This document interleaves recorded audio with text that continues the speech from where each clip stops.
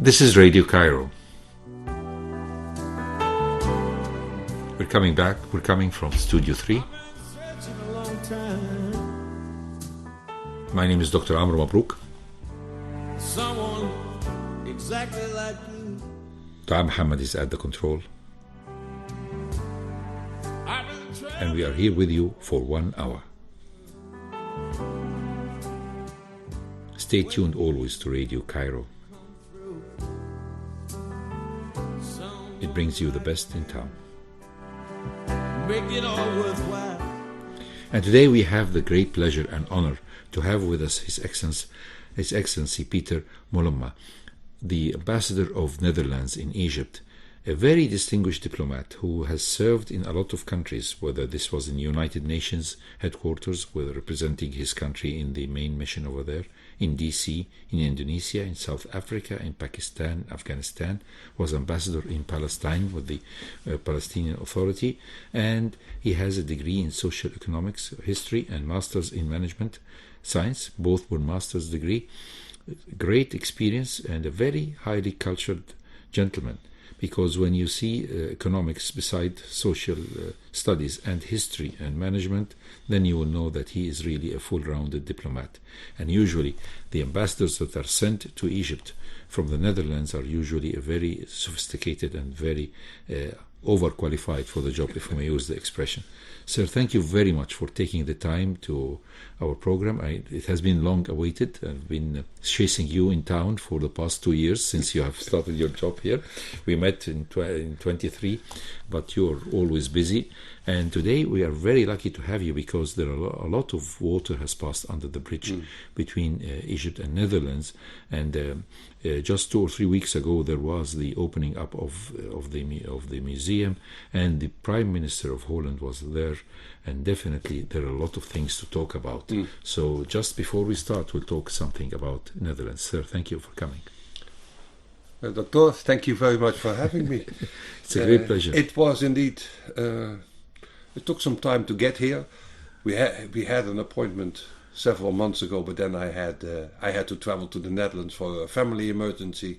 But I'm happy to be here today to talk about my job, about the Netherlands. And as you say, I think there's lots of things to talk about, so let's do that. It's our pleasure and honor, really, sir. When we talk about Netherlands, we'll just give a resume to our listeners, because sometimes the information of Netherlands is just a bit sometimes superficial. They know of Cruyff, they know about the football, they know about Hammam in Amsterdam, but they don't know how much sophisticated are the Dutch people, how they were able to harvest the land from the sea, which is the only country in the world that was able to do that, because the Netherlands is a country in northwestern Europe. It borders Germany to the east and Belgium to the south, with the North Sea coastline to the north and west. It shares maritime borders with the United Kingdom, Germany and Belgium, and was... So this is geography, very sophisticated and very complicated. Your neighbors have been always strong countries, countries that had their own ambitions, whether this was the UK or Germany, or neighbors who are having the same tongue like you. Belgium, 1/3 of the population speak Dutch. So when we talk about Netherlands, so was Netherlands a victim of geography, or it was a blessing of the country, sir? Well, I think every country is in one way or another is born out of its own geography. You adapt to your own geography. You develop your sense of people from your own geography. I will not go back that far, but I think water and our struggle with the water is what everybody around the world knows, that this is what the Netherlands is known for. We are a country that is basically a delta, which should resonate here in Egypt. Yes. There's 2 big rivers from Europe that end up in the Netherlands. Basically, we are a delta country. We're also a country that is always threatened by the sea. The North Sea is a friend and an enemy. A friend because it allows us to travel and to trade and to be a seafaring nation, but also a threat because sometimes it comes into the country. So we have had to invest over decades, over eras, over ages into protecting ourselves from the influence of water. Maybe we'll talk later about the impact of climate change, but in the past we never had a problem with too little water. It was always too much water. So you had to create areas where you could live. This is really very tough for people to understand, because Netherlands by per se means the lower countries, Yes. in reference to its low elevation and flat topography. With 26% of the mainland Yeah. is below the sea level, and most of the areas below sea level means that are known as boulders, are the result of land reclamation. Yes. So how was that possible? I mean, this is very genius. I know, of course, that it is the need that Yeah. makes the people invent, but Yeah. this is a great invention, and it has been done hundreds of years before. Yes. How was that possible? Who Let brought me- up the idea? I yeah. mean, how could Well, I think it grew from how we deal with the land. When my ancestors come from the northern part of the country. In the northern part of the country, when there was no sea dikes, no sea walls, the water came in and came out all the time. So you lived on top of hills, basically. And then they learned that if you build a dike around that hill, you can control the water. And if you start expanding that dike, that area will not flood anymore. So this is how polders basically started. Later, and I think the oldest ones are Schiphol, for example. Yes. Our main airport Yes. is in a polder, the Haarlemmermeer polder. Many So of it was under the sea. For, it is under the sea level. It's some under year, sea level. Yes, And almost 400 years ago, 500 years. it was, I think the key to it is just you build a dike and you pump out the water. Basically, then you have a polder. And then you have to keep the water out. And how you push the water back is by the windmills, or Yes, it started with windmills. You were recently in Amsterdam. Yes. If you go around Amsterdam, there's a big area to the north of it where they have lots of windmills. That's one I've seen. I was Yes. telling you about that. Yes. This was a very nice experience. Yes. Many people think that the windmills are for pumping out water and everything, but that's true. But they also generated energy. And the energy was used to drive pumps and huge wheels that simply start to continue to pump out the water. In my house in Gouda, which is a small city in the middle of, close to The Hague, it's the lowest point in the Netherlands. I live next to a mill, and that mill is able to pump out the water very, very rapidly. 200-300 years ago already it started. So we are used to, if there's water, we're used to get it to places where we want it to be. To organize it, to make sure that if there's abundant rainfall, that the rainfall is moved to the sea as quickly as possible.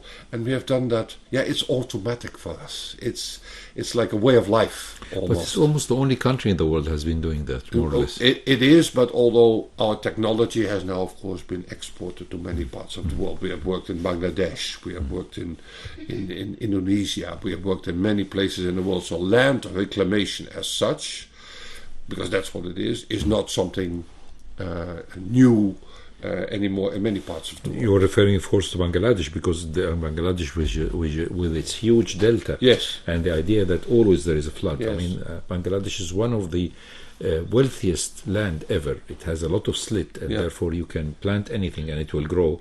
But at the same time, it is yeah. very dangerously, easily floodable. As But it's not so much different from what happens here in Egypt, because the Nile used to flood also continuously. You build a dam at Lake Nasser, and then suddenly you can control the flow of water, and then you start using irrigation by pumping the water across the field the moment you need it. So you're no longer dependent on nature. That's in essence a similar technique as that we are using. And this was actually from the 19th and the 20th century, but you were even going back much earlier, because 19th century, Muhammad Ali. We will not compare ourselves with the ancient Egyptians who were 4,000 years ago. They were already busy doing this. Thank you very much for mentioning that, because Muhammad Ali did the Qanaat barrages, and during Fuad's regime and Farouk later, there was the Aswan Dam, and then there was the High Dam, which really has rung a bell, and a lot of people have said this was a bad idea, and now everybody is saying no, it was a great idea, because it definitely saved Egypt from a lot of drafts and a lot of floods that happened since 1970 If you look with the at integration. if you look at graphs, how much water is in Egypt, you can see there's water in Lake Nasser. So the moment there's a real drought here in Egypt, you can release more water, and sometimes you don't need it. So you can regulate it in the way you think is necessary. Yeah, and obviously with the population growing, water scarcity becomes an issue, and this is where also both our countries can work together. That's why, for example, I was in 1998. I went for a medical mission, saving mission in 1998 for floods in the Khartoum area, where we did some surgeries and saved some patients. So this really because they don't have a lot of functioning dams that will protect them from the flooding. So we have talked about the idea of how Netherlands was built. So we are created from the sea, we are created by the moon, but we used to say God created earth and man, the Dutch, created the Netherlands. Yes, all right. You're not conceited at all. Well, it's a little over the top, but no, really. You get. I like it because this is definitely I got this message when I went myself. I mean, I've read a lot of things about Netherlands, but to go and see for yourself or to run the whole Amsterdam in a marathon definitely was really interesting to see for yourself how what you have read for quite a long time and how the things are continuously because after this control of the environment and the land, Netherlands became really like a super power. So in the Republican period, which began in 1588, the Netherlands entered the Dutch Golden Age. How was that possible, and how for how long did it last? Well, it started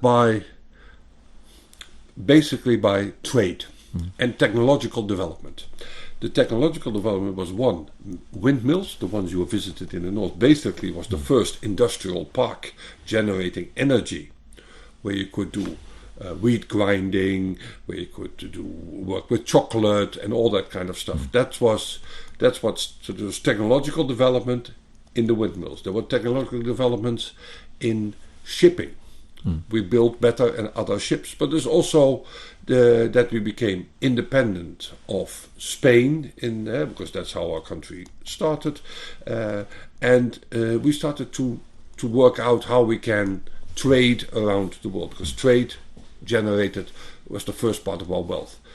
Many people think that it was with the East Indies, nowadays Indonesia, or with the West Indies, nowadays Suriname, but the real wealth for the Netherlands came from trading with the Baltics, because they had wheat, sand, and all kinds of other stuff that we needed. So we transported them from the Baltics, from Latvia and the other parts of the Baltic, and Lithuania, across the Baltic Sea to the Netherlands, to the northern harbors, to Germany, and this is where serious wealth was created. And if you combine that then later with the spices that we got from Indonesia and from other places, you can see this shipping trade was generated a whole lot of wealth in the Netherlands. So it was not just Indonesia or Suriname. It was the trade with the Baltic. It was trade with and in those days already trading with the Baltics and with Germany, because the River Rhine has always been the Maas, for that matter, has always been our connection to France and to Germany, and sort of is an automatic way of moving goods from one place to another. So you could see the harbour of Amsterdam was the biggest in the world in 17th, 18th century. There were financial institutions. The first company that gave out shares was, I believe, the British East India Company, but the second one that had shares on the market was the East India Company of the Netherlands, 1621, if I'm correct. So it just shows it's the combination of technology, geography, a certain amount of religious freedom, allowing people to do what they want to do, and then trading, finding opportunities, and then it generates it starts to generate wealth. Yes. So some of the Huguenots came also as well. Yes, and helped from very France. Much. Yes, from France. So religious persecution sometimes leads to this is, I mean, Louis XIV, in spite of the fact that he has been always talked about as the Sun King, Yeah. but actually his grave mistake was kicking out the Huguenots, who were very active workers, and who went and started urbanization of Switzerland, Belgium, and And you Holland. still see in Amsterdam many streets that are called after the Huguenots in those days. And 1672, when Louis XIV, Louis Yes. XIV Yeah. invaded the Netherlands, is called the year of disaster in the Netherlands. Yes, exactly. Because Yes. we had 4 enemies coming from all sides, but we defeated them all. So, Yes, I remember this one when I saw it in the museum. Yeah. It was really a very nice presentation in the museum, and the So famous it was painting. economic, and then if you have wealth, you have the city of Amsterdam being built, you have these big, beautiful houses being built, then you can also see that there's art coming in. Yes, You that's have what I was just perhaps, going to ask, because in this very important period, 2 very important painters have lived. And of course, we talk about Rembrandt and Vermeer. Definitely, they were magnificent, because the people started to have more money, to enjoy the art, and became patrons of these great artists. I mean, of course, Vermeer was poor, and he was always impoverished. Unfortunately, he died in poverty. But Rembrandt, as I remember, we discussed that before off air, about you're not that a big fan of him, but definitely he was a great producer of art, and this makes him very. I will very, not say that I don't like the Night Watch, but some of the work I found commercial a bit. No, I mean, let's say painting faces of wealthy merchants doesn't do it for me. Yes. But I can see the technology, the expertise that Rembrandt has, and also the innovative way of looking at and how to use the light and The everything. light. I That mean, was he's a quite master. amazing. He's It's quite master of amazing. light. I mean, you can always agree with. And Vermeer simply did not paint enough. Yes. He painted, I think, 40 paintings or so. Most You of know, these I told you about this book that I found that is describing exactly. I will send you its name, whereabouts of all the Rembrandt's collections all over the world. And when it's private, they say this is private. He doesn't mention the private owner, but he mentions the whole museums, and it's huge. It's not just 40; it's more than that, which is more distributed all over the world. Rembrandt is more. I mean, Vermeer didn't, but there are others. I like Jan Steen, for example. I really like him because that shows daily life in the Netherlands in those days. It's quite interesting to see that. But if you move through time, And actually, the Everybody night has his watch, own. the night watch is, although it was not really a night watch, it's actually it was in the day. It was taken on the daylight, but I liked the idea that you in the museum, the main museum of Amsterdam, you are emphasizing its role, and you are showing work in progress of how the restorators are working to maintain this magnificent painting. and I think for us it's also important nowadays not only to show, let's say, the positive side of that time, but we also have now exhibitions about things like slavery and the exploitation of local people in Indonesia. That's also part of it. So we are facing that and sort of owning that almost, because you realize it's easy to talk about the golden age of the Netherlands, but the golden age also had the shadow side. Yes, and one had has the to bad side of and you it. have to look at the shadow side of things as well. This is definitely, I mean, very interesting to say, because with a population of over 18 million people, all living in the Netherlands, is the 33rd most densely populated country, with a density of 535 people per square kilometer, which is huge. And nevertheless, it is the world's second largest exporter of food and agriculture products by value. This is really very difficult to understand. How is that possible? I mean, you are really not just traders, but you are really strong economists. But the export of these has started after World War II. Of course, yes. So it's not something that we have done over. Yes, I know in World War II there was a lot of suffrage, and especially in the food distribution, because Holland or Netherlands was almost like the backbone for relaxation of the German forces in a peaceful land.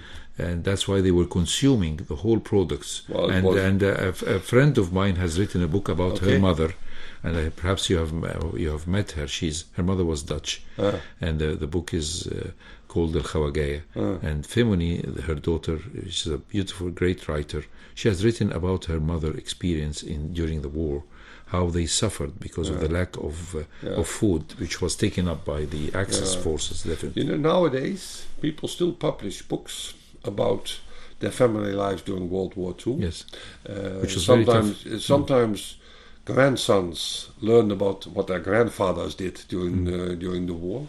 So it's still a memory that's being kept very much alive. It was the last great war in which the Netherlands was directly affected. And it was also a moment where we realized we were neutral. As a neutral country before World War II, we cannot no longer be a neutral country and safe at the same time. Because your neutrality was not respected. No. And then you get, that's one of the reasons why we were founding members of NATO and of the European Union.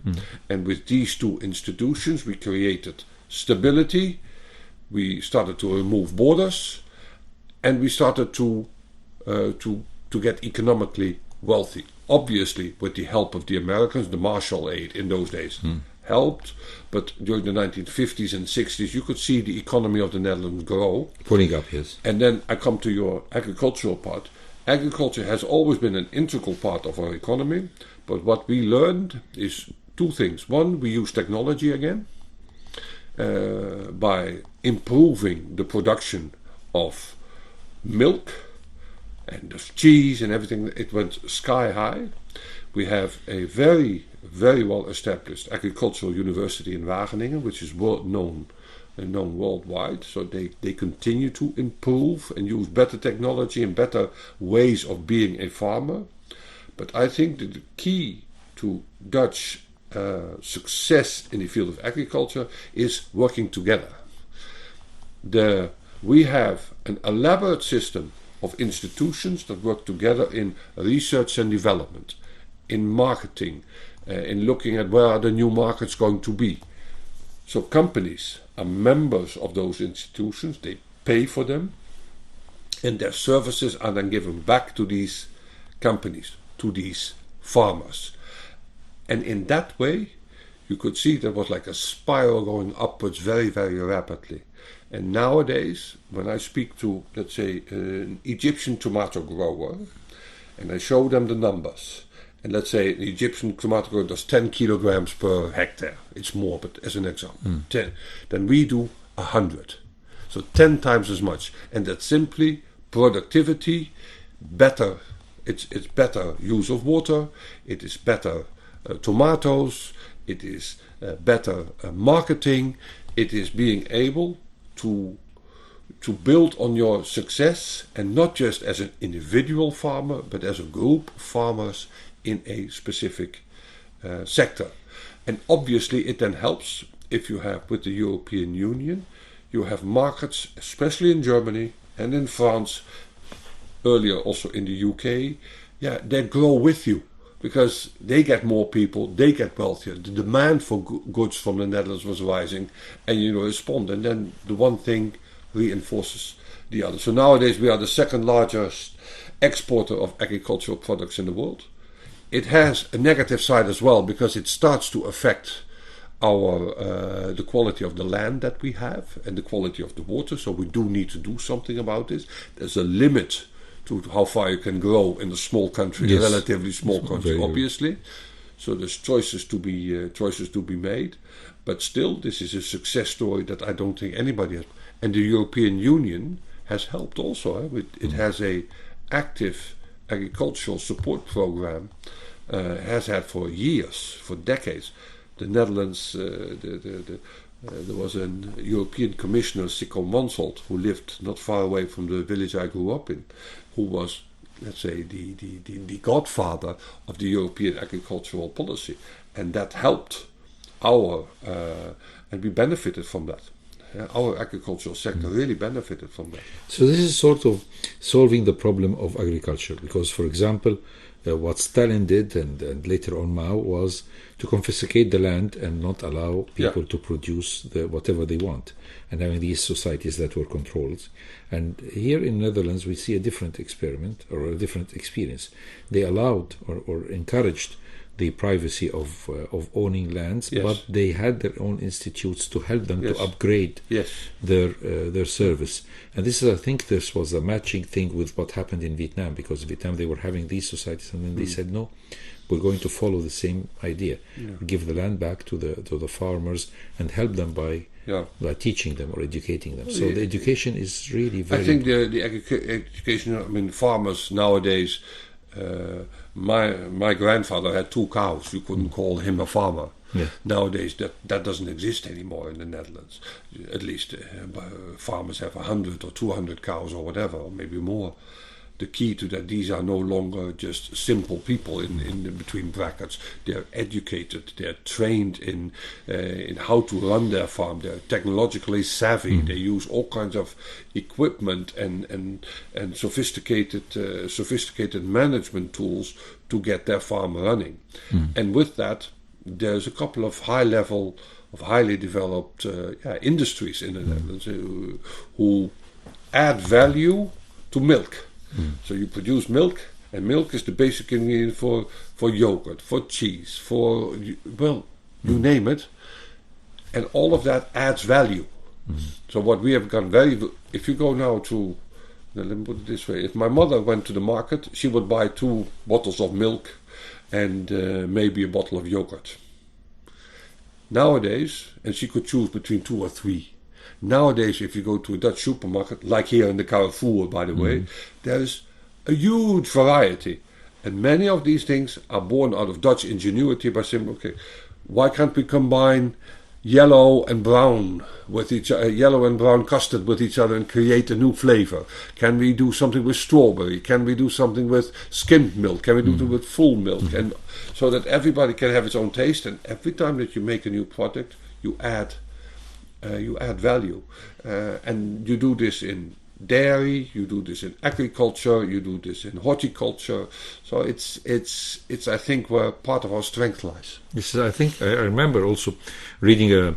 Yesterday I was passing through one of my friends who was a professor in medicine, and he was reminiscing on a small story about his work in a farm back in the late 70s, in a farm in Netherlands near Amsterdam, where he was involved in. He and one of his friends was working with the cows, and the other he was involved. This is the physician who became later on a doctor. Was involved in creams and things like that. So really, it's very interesting. And a friend of mine was a veterinary student at that time in the early 80s, and he had a short tenure also for a month of training in one of the cattle farms, and he came up with a great experience. This is really very interesting.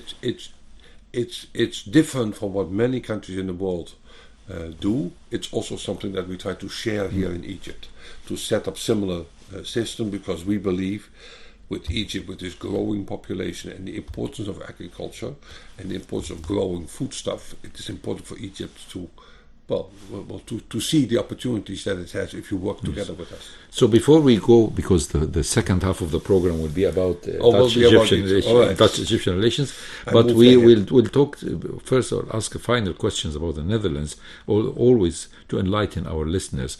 Netherlands has the 11th highest per capita income globally. The port of Rotterdam is the busiest in Europe, although it's away from the sea. And Schiphol is the busiest airport in the Netherlands and the 4th busiest in Europe. How was that success story possible? Well, I think your first question today was, is the Netherlands a victim or of its geography? Being in a delta, it's understandable that transport is important. Rotterdam as an access to our hinterland is not only in the Netherlands, but it's the main port for Germany. And you can see this not only in Rotterdam is important, but there's a number of ports along our coast. You have Amsterdam, but if you go to Germany as well, you have Hamburg. All of these are working together very closely nowadays. But Rotterdam, they created a safe harbor, deep sea. We created a canal, a channel in which deep sea vessels could safely enter. We created protection from seawater so that if there's a storm or whatever, they could anchor safely. And then it first started as a port mainly for things like oil and chemicals or whatever. But if you are a port who does that, you also will have companies there that want to use that. And not only use that, they want to add value. So they change crude oil into petrol. Or refineries, yes.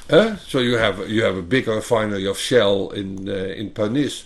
Nowadays, Rotterdam is changing from an oil refinery or a crude, if you want to call it that, to a fossil fuels harbor into a hydrogen-led harbor. It wants to be one of the in the forefront of more hydrogen use in the Netherlands.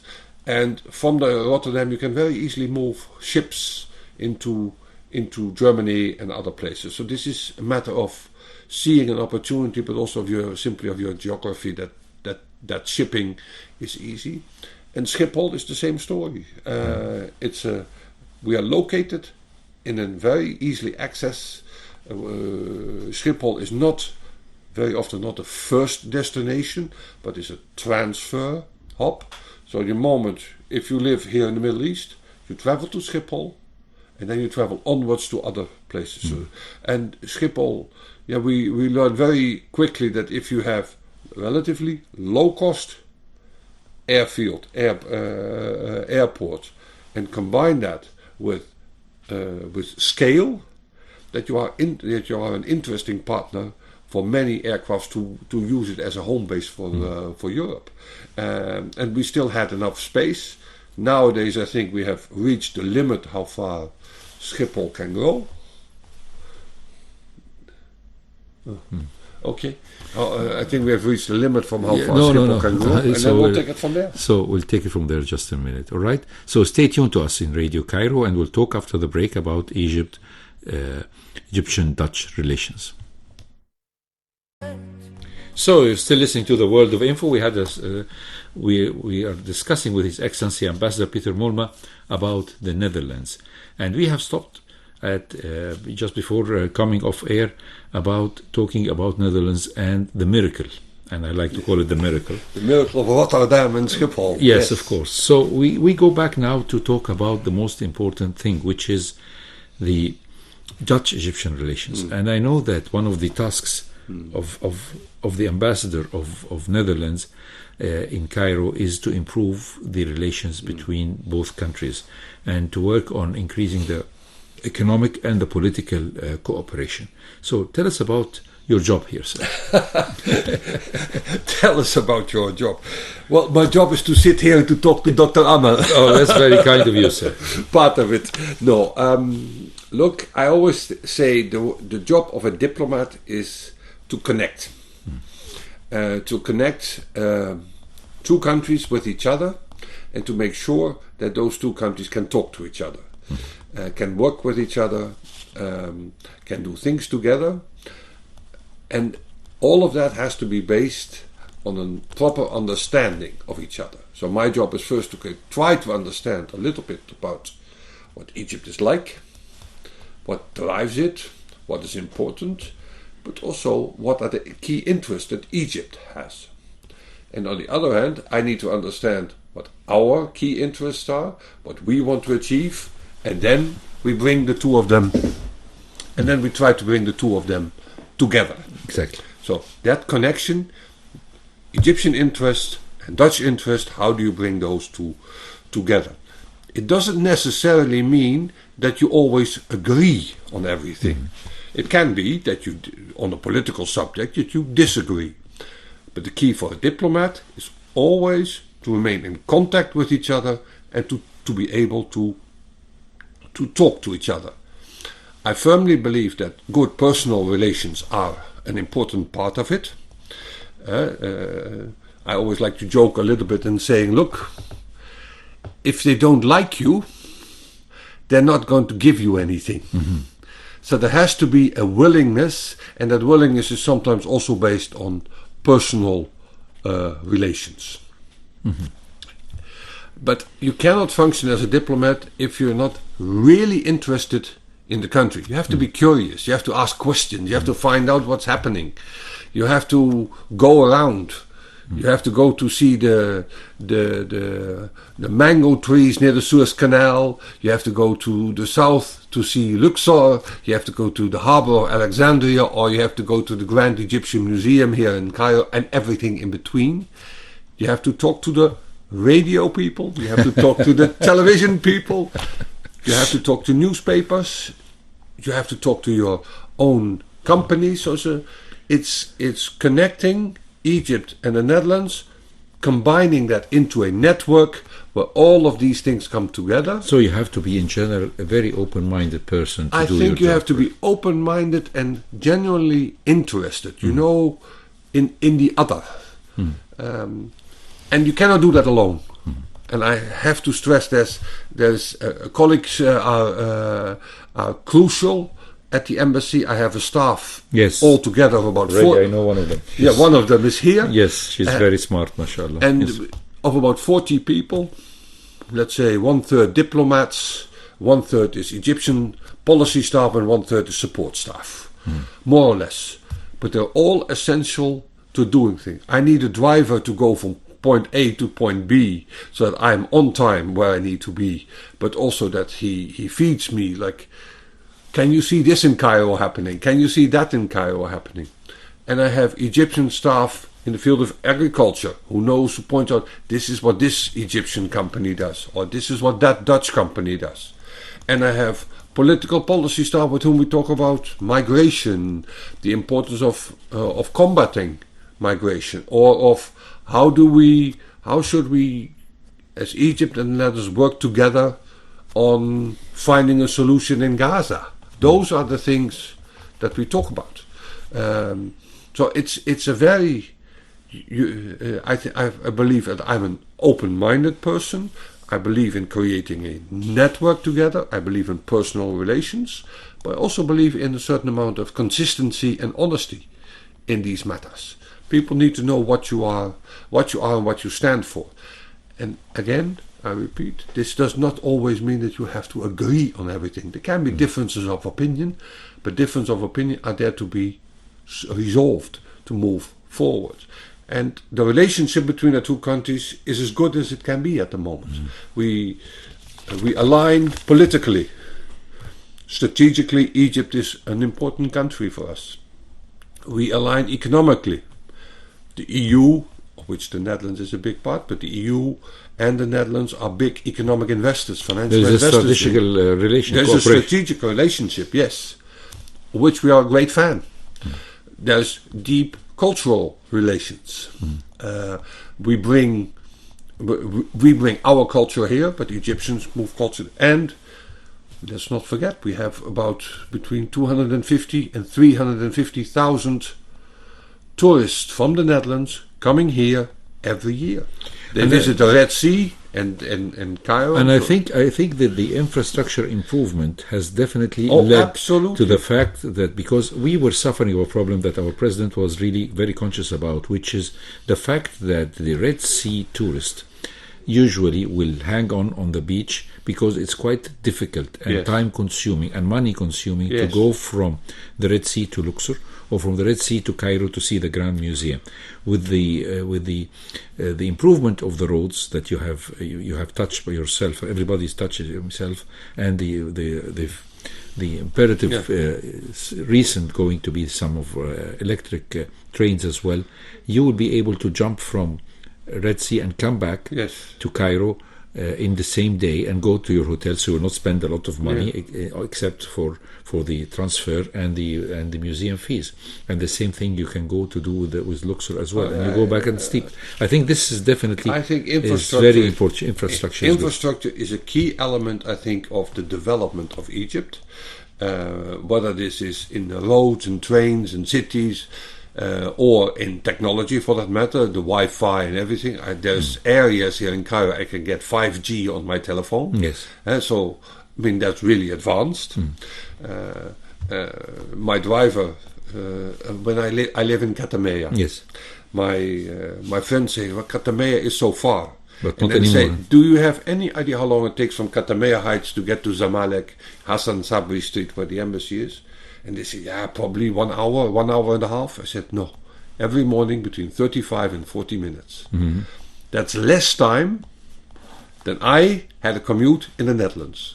So people should realize things are changing in that regard. The infrastructure has improved. Traffic times, even if you drive through town, it can still feel very congested. Yes. I mean, every city in the world it's is a 20 million. It's a 20 million. What can you expect? Yes.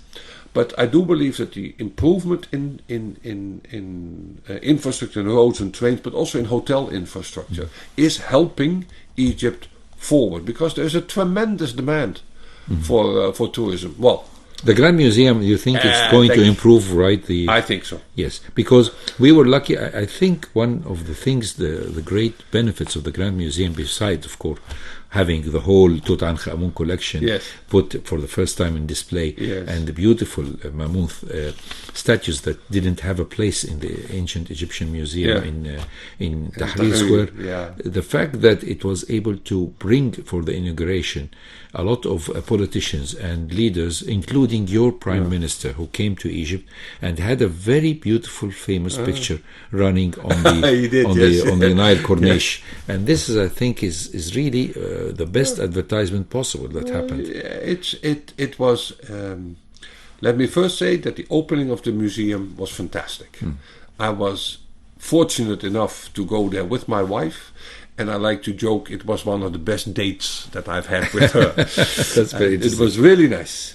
It was so much that you sometimes didn't even know where to look. Yes. You had to look at the mask of Tutankhamun in the sky from the drones.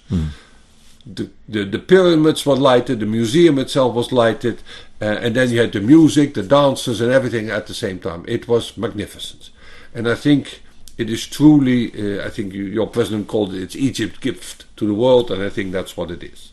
So I think it's a beautiful building, built with help by Egyptian companies, European companies, Japanese, so it's an international venture. So I think this is really a helpful. The Red Sea is always going to be there, but there's so much more to be seen in Egypt as well. And I think this will definitely will resonate, more. Right? Will only attract more. Yes. So the gem is, I think, a gem, so to say. Yeah. It is.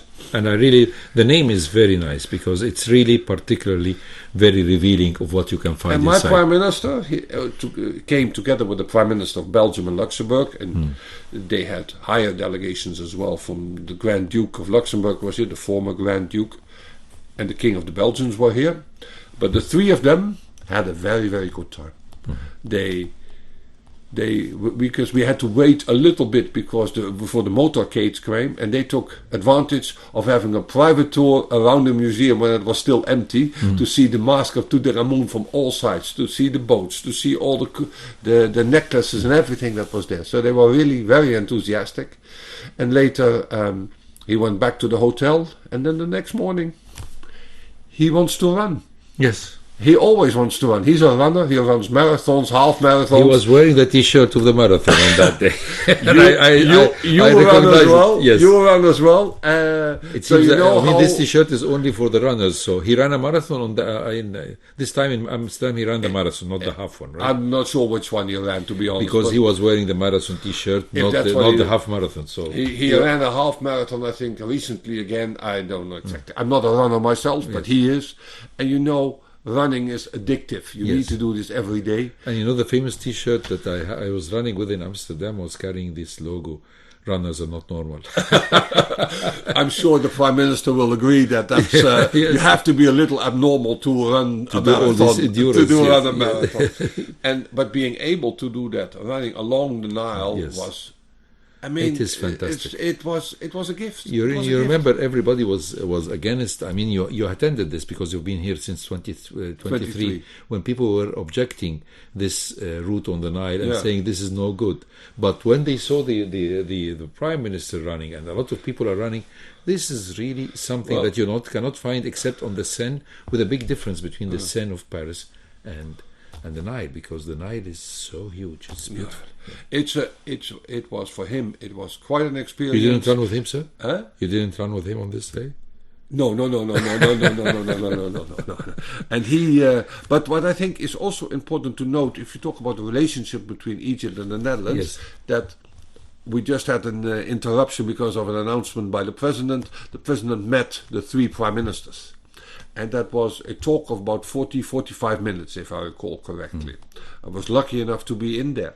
And we talked about Gaza, we talked about Sudan, we talked about economic cooperation, we talked about the GEM. It was really a good, in-depth discussion that we could have, in which we could say, okay, how do we look at, this was before the Security Council resolution on Gaza was adopted, but how can we get there? What do we expect from each other in the reconstruction of Gaza? And so these kind of things we could talk about. And this was, as Benelux, Belgium, Netherlands and Luxembourg, together in a format that really, well, you talk to 3 countries at the same time. And we really appreciate that the president took so much time, but also that he had such good grasp of the things that the messages that he wants. They were transmitting on the same wavelengths, which makes them very, very important. So, what are the prospects of further cooperation between Egypt and Netherlands? Just to finish up with, because I believe, I mean, what is the things that you export to Egypt, and what are you importing? Well, from let me Egypt talk as a economics then first. Yes. Main products are agricultural. So I think agricultural production can grow in the future. Egypt wants to become a bigger agricultural producer and can use Dutch expertise in getting its own agricultural sector to grow, and the Netherlands can be a market for that. Or the port of Rotterdam can be an access point for the rest of Europe, for Egypt. So I think growth is possible there. The quality of the agriculture sector, I mentioned technology, knowledge, we can exchange that, which help to create an agricultural sector that is drought resistant. To give you one example. So agriculture is important. Second area is energy. We want to improve in green hydrogen and energy. That's where the Netherlands and the 2 of us can work together. That's 2. And thirdly, politically, I think we can also work together. Yes, sir. In Gaza, the reconstruction of Gaza, because Egypt is a strategic partner for us. And Egypt is also important for us to remain a stable partner in the region, because the region around Egypt is not stable. So we really hope that we can continue along those lines. And I almost forget. Yes, please. We have 50 years of water cooperation. So since 1975, Egypt and the Netherlands have cooperated on coastal protections, on many of these other issues that we have done. So I think for us, this is where the progress can and will come from. I hope. So the cooperation in the field of water, in the field of agriculture, and water and agriculture are basically the 2 sides of the same coin. And Gaza. And Gaza, politically speaking, I think those are the two areas that I really would. And maybe on the last point, Egypt hosts about 10 million migrants. Yes. I think Egypt working together and combating in migration is another area where we not only as Netherlands, but Netherlands and the European Union will need to cooperate. Because nobody wants these people to move. We have to resolve conflicts, making sure people go back, but also creating economic growth inside Egypt is important for us, because that allows Egypt to continue to host these people, but at the same time combating the let's say poverty levels in its own people. It's the only country in the world that is not making camps or concentration camps for the immigrants. This is really generous from Egypt, almost 10 million. Which is an act of hospitality yes. I have not seen anywhere in the world. Yes. And I also think Egypt does a commendable job in all of this to hosting them. Because, if you are from Sudan and you come from Al Fasher, from terrible, terrible circumstances, and then you get to Egypt, you really hope that the Egyptian government is willing, and it is willing, and able, and thereby might help. Two days ago I was in the university, and a patient who was a victim of a gunshot in Al Fasher was coming and asking for a medical treatment. He was received, he was well taken care of. And this is how they think. that this is the place, or like a real asylum for any refugee is always saying or claiming that when he comes to Egypt, he's going to find. We hope, of course, that conflicts subside and that conflicts are resolved. It is very good that what happened today. But that's not going to happen from today to tomorrow. Yes. I mean, today there was the President Trump and the Crown Prince Mohammed bin Salman have decided that they're going to push very hard with all the American might to stop the genocides going on, or the brutal actions in Sudan. So the last question for today, because we need to talk more, okay. But our last question is, what are your plans for the future of the Egyptian-Dutch relations? Besides, I mean, the agriculture and the water links, and of course the support of Gaza and Sudan. Yeah. What else do you think, and in tourism, what do you think? Well, I think... What are you hoping? Well, let me give you one concrete example. I really hope that the connection between the Netherlands and Egypt will improve. There's going to be a new direct flight between Cairo and Amsterdam by Transavia. It's coming in. It has already started, I believe. But we have Egypt Airways. You have Egypt Air, but it just shows that there is more space, more transport that can happen. So it's a Dutch company then? It's a daughter company of KLM. Oh, that's good. And it is a budget airline, but it is, I mean, it creates more flexibility and more capacity to fly directly from Cairo to Amsterdam and then connect to the rest. You asked about Schiphol earlier. Yes. But if it comes to me personally, I really hope that 2026 we can play as Netherlands, as Europe. And I have to combine the two. Netherlands and Europe, we can play an important role in resolving the conflicts around us, whether this is in Sudan or in Libya. I hope that we can work together in stopping the war in Ukraine, because for the people sometimes forget that, but Ukraine is really an existential threat for many countries in Europe. We have to do that, and we are looking for ways and means to stop this war. This is the political game: Gaza, Ukraine, conflicts in the region. And secondly, I hope that next year, not only in agriculture and water, but that we can increase our energy cooperation. Because green hydrogen is, I think, part of the energy future, and Egypt has renewable energy, it has space, land and everything. It has everything to be ready to be a main supplier for green hydrogen for Europe. And this is the area where we would like to work together. But sir, we first of all, you have to promise us to come back again, because this was not enough. We need more to talk about Egyptian-Dutch relations. So I hope if you are satisfied with the program, we can come back again. You can always come back. Thank you very much, sir. We really are very grateful for Your Excellency Peter Mollema, the ambassador of Netherlands to Egypt. He was so kind to come and inform us about his beautiful country, which has a very big place in the hearts of the Egyptians. Thank you very much, Dr. Amr Mabrouk. Thank you, sir. Very much. I appreciated being here. It was a pleasure. Thank you. It's a really great pleasure and honor. And so stay tuned always to Radio Cairo. By this, we come to the end of our program of today, The World of Info. My name is Dr. Amr Mabrouk. Dua Muhammad was at the control. Always stay tuned to Radio Cairo, and we promise to come back same time, same station next week.